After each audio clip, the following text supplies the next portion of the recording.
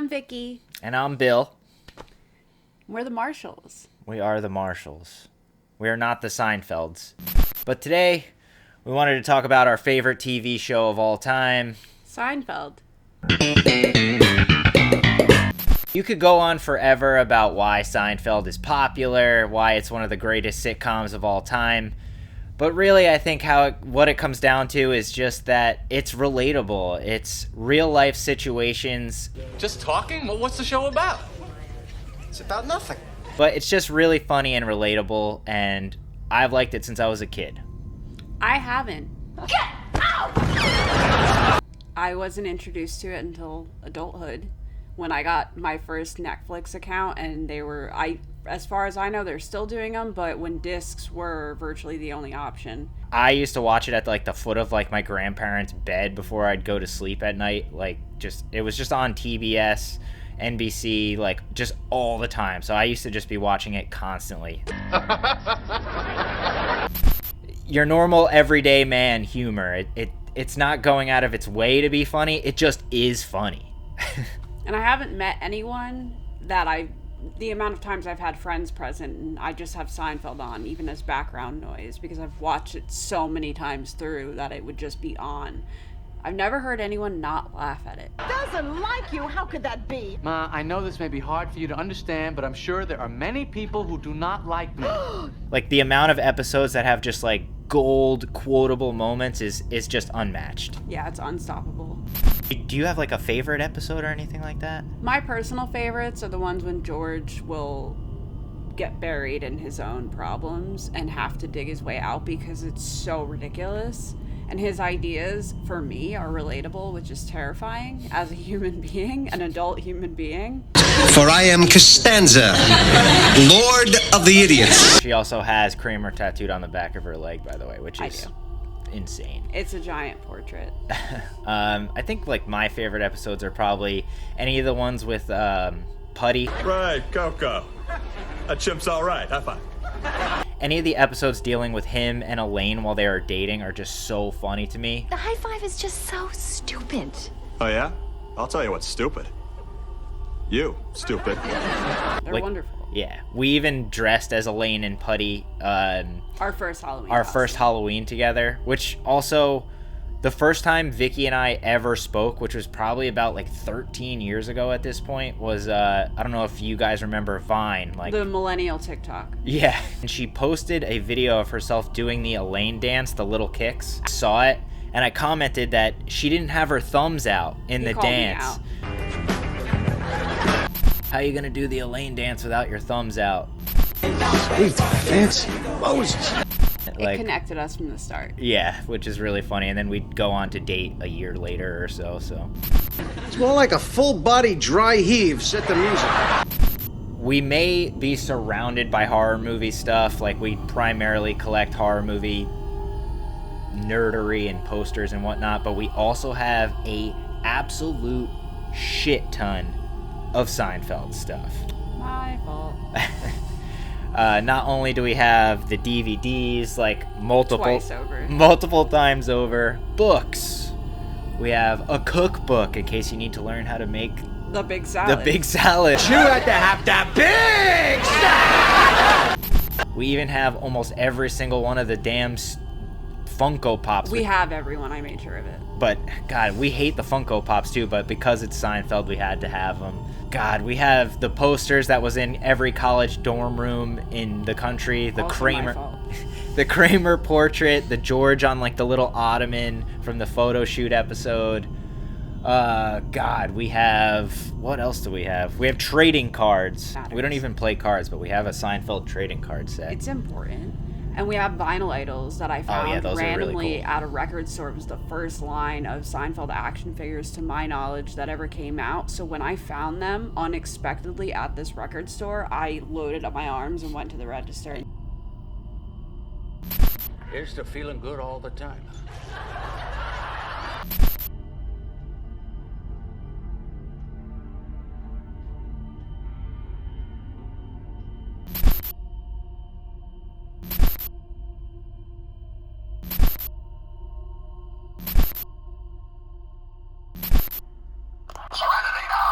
We have like property of monks, like fake salt and pepper shaker. We've got the Fusilli Jerry toy. We have magnets. We have, God, a Seinfeld Lego set that Vicky put together. Whoops. I pre-ordered it to make sure I had it, and then took as long as possible to put it together. I got a lot of problems with you people. My mom got us yeah. the architecture layout plan for Jerry's and Kramer's apartment. Yeah, it's like literally a blueprint of Jerry and Kramer's apartment, which I'm sure you're looking at the picture of as well. Beautiful. You're pushing your luck, little man. We actually went to Tom's restaurant, used as the front focal point of monks in Seinfeld. And we live across the river from New York, so we went one day, and we went. We did not order a big salad. No, it was great diner food. Nothing to complain about. Yeah, that's right. And they did this cool pop-up museum where it had, God, I think we waited like 4 hours to get into this damn thing. Yep, I took a picture of us miserable in the line for 4 hours. But yeah, it was just like this cool museum with like screen-used props, which they had so many. They had like little models of like the triangle that George has on his head in that one awesome episode, the holistic healing. The Chase Lounge for you to pose on for a photo op. There's like it was years ago. There's a Frogger arcade machine, which, dude, what a classic, fucking classic episode, the Frogger episode.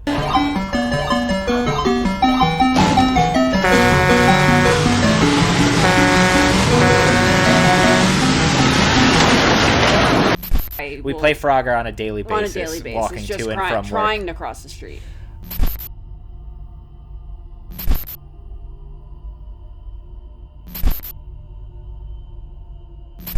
The really cool part about us going to the museum and all that was they made a model, like full-size, to scale, of Jerry's apartment that you could walk in and take photos in. You're probably checking out all the photos, but like we sat on the couch, looked at his like computer layout, the famous kitchen.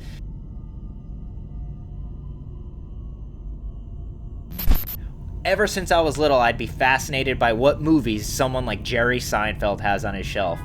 He had a collection of tapes on one of his shelves, and for the longest time, I'm like, I swear Jerry has a copy of Child's Play 2 on his shelf. And he did. When we went to the museum, well, Jerry's apartment, they had it so much to a T that I got to finally look and see what actually was there, and it was Child's Play 2. So horror nerds like me who also like stuff like this, it actually was Child's Play 2, can confirm. He's joking. My little horror movie heart, I was just like so hyped to finally put that to bed and realize like, shit, Jerry Seinfeld, for God knows what reason, had a copy of Child's Play 2. I got an idea for a show about nothing. Exactly. I can hear George yelling, no, already. Yeah. We're not gonna like review Seinfeld or anything like that. We just wanted to, you know, kind of shoot the shit, talk about some of the stuff we have, show you some of the stuff we have, and just the main thing for me was we go to a lot of horror movie conventions. God, this is terrible. But we've met a lot of like the side actors from Seinfeld. I think the first actor we met from Seinfeld was the Soup Nazi. Yeah, he definitely was. He popped up, I think, at a chiller. No soup for you. Big deal. Judge Reinhold, which is really funny because, you know, you go to these conventions and Judge Reinhold's like, oh, all these people are going to get something signed from Fast Times. Fast Times at Ridgemont High or Beverly Hills Cop. Like, no, we got a photo of him as the close talker. How about you, Jerry? I'm sorry. Great guy, but also super cool. Like, I don't know, meeting like the side actors has always been like pretty funny for us. And for someone who's done so much, to remember a bit part like his on Seinfeld, unsung. I mean, it's one of the funniest episodes. Then again, I could say that about any of the episodes. I loathe you. I loathe you. That's it! Get out of my store! Make us. Tobin Bell, who us as horror movie fans, it's Jigsaw, you know, John Kramer from the Saw movies. He was also Bleecker Bob. Bleecker Bob in Seinfeld. Vicky made a stitch that said, I loathe you. And he was so excited and tickled by it that he took a photo with his own phone of it. So naturally, I took a photo of him taking the photo. He was genuinely like, oh my god, I was in Seinfeld, like, kind of moment. And it was great. He sent a picture of the stitch she made to his wife, which was, like, super sweet. You emit a foul and unpleasant odor. Oh, is that right? Mr. Peterman, James O'Hurley, John O'Hurley, derp. Dry and almost, like, stupid in a sense. He takes himself so seriously. You speak Burmese? Slowly. That was gibberish. Really great guy. Signed one of our vinyl idols for Vicky, and also signed a little print for us. We were waiting to take the photo with him because that was up next while he was signing the stuff. Lo and behold, Billy Zane came by his table to talk to him. And he blocked us. And blocked us from taking the photo. And she was like, I am so sorry. And this is the weirdest, most Seinfeld-esque situation. Get out of our way, Billy Zane. We're trying to take a photo with a real actor. What is so appealing to men about a cat fight? Hey, a cat fight. Someone else I almost forgot. We met James Hong, who, us as John Carpenter fanatics, got my John Carpenter shirt on, not for this reason or anything like that. Excuse me, I'm expecting a call. Costanza? Yes, I just got a call. I yell, Cartwright! Cartwright! Just like that. Nobody came up, I hang up. But he is Lopan from Big Trouble in Little China. So he signed a Seinfeld print and a Lopan print for us, but sweet man, and he's in his 90s. Like, what a great guy. And he was still reciting his lines from that Seinfeld episode while he signed the Seinfeld print. You know answer, so I hang up. He's blown away at everyone's memory of their minor roles, like they were in one episode. I mean, when a show is as big as Seinfeld, I guess you kind of have to take pride in the fact that you were even in a tiny part of it. We're super hyped to meet, like, even, like, the small stars of Seinfeld. It's almost, like, become, like, a joke anytime we go to a convention. It's like, what person from, like, season 6, episode 12 of Seinfeld's gonna be here? It's like, we'll be there to get their autograph while no one else is. Vicky is obsessed with it, like, even more so than me. You could just throw it on at any time, like we said.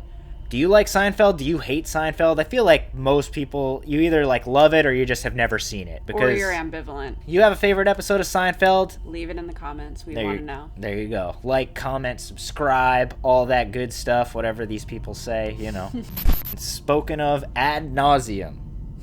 But anyway, just sharing some random stories and thoughts on Seinfeld and some of the Seinfeld stuff we have. So, I don't know. Hopefully you like it. If not, we're going to get back to the horror movie stuff as per usual.